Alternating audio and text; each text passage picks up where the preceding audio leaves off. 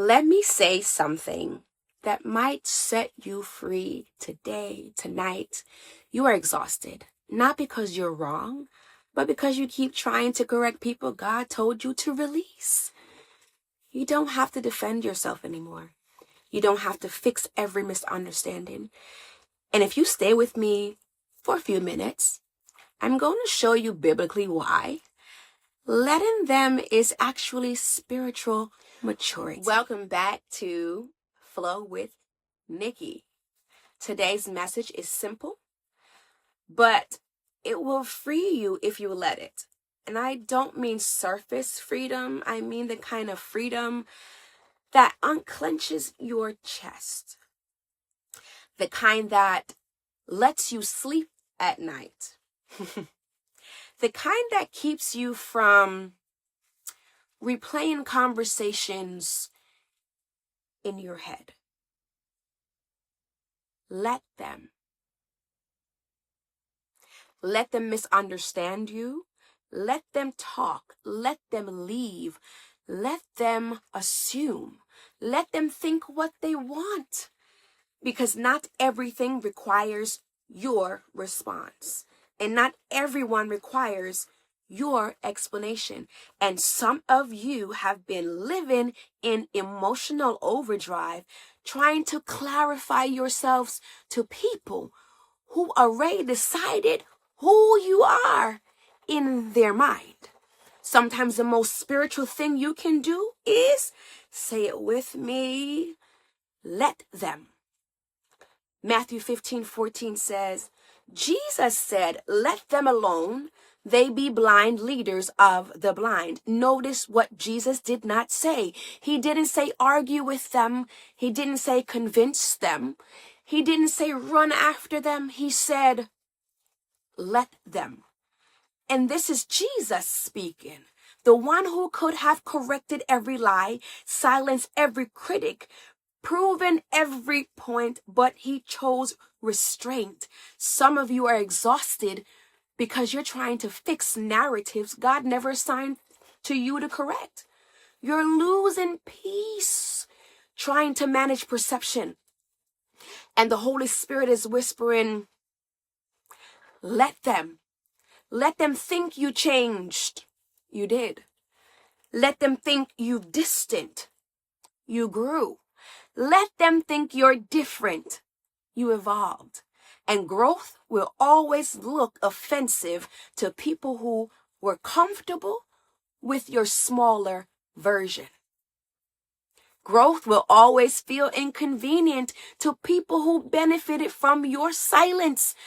People will always feel threatened to people who needed you unsure. Growth will always look like betrayal to people who benefited from your old version. But you cannot heal and keep explaining yourself at the same time. You cannot level up while dragging expectations, the old expectations, behind you.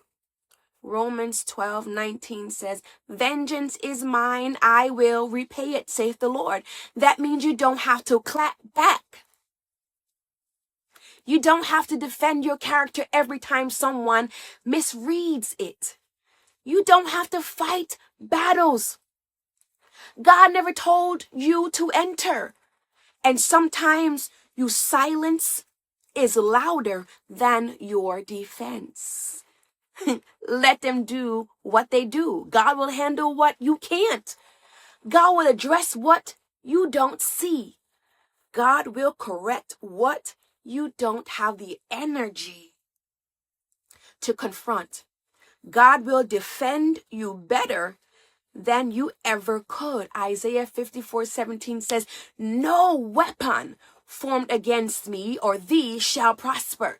Notice it says the weapon may form. It doesn't say it won't be crafted.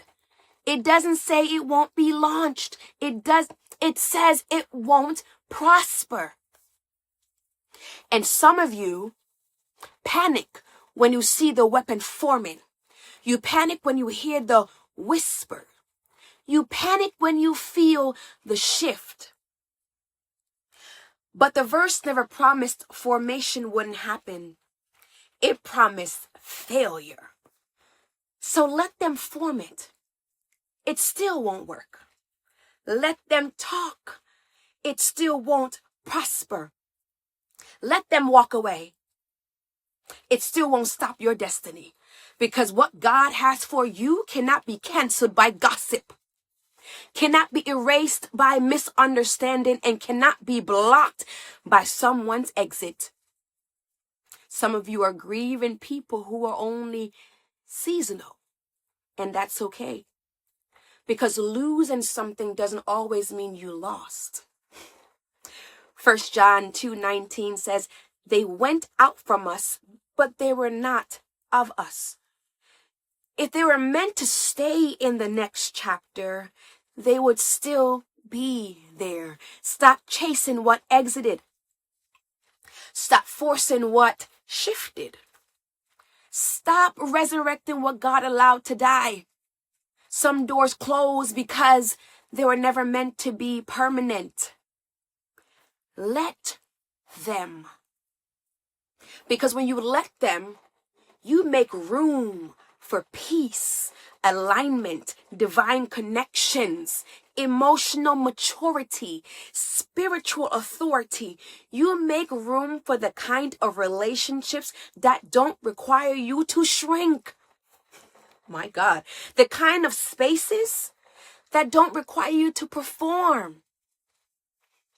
The kind of conversations that don't require you to defend your worth. This is not bitterness. This is boundaries. This is not pride. This is wisdom. This is not weakness. This is self-control. And self-control is strength. And let me say this, and please hear me clearly. Letting them does not mean you don't care. It means you care enough about your peace to stop wrestling with what God already resolved. Jesus was secure enough to be misunderstood. Can you be? Jesus was confident enough to be talked about. Can you be? Jesus was grounded enough to let people walk away. Can you be? There is a strength that comes when you stop fighting every battle. There is a glow that comes when you stop arguing with darkness. There is a grace that settles over you when you finally say, God, I trust you with this. And that trust will mature you.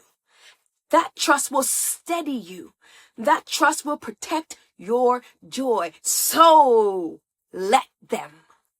Let them reveal themselves. Let them expose themselves. Let them distance themselves.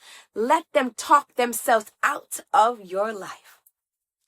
And watch God replace what left with something healthier. Watch him replace confusion with clarity. Watch him replace chaos with calm. And watch him replace noise with peace. If this message spoke to you, I want you to comment, I choose peace. You know I like a good community activity. Go comment, I choose peace. Because this season of your life is not about proving. It's about becoming. It's not about controlling outcomes. It's about trusting God with them. So let them. This is Flow with Nicki. Keep flowing in faith, keep flowing in grace, and keep flowing forward. Let them. And I'll see you, hopefully, prayerfully, in the next video. Y'all be blessed.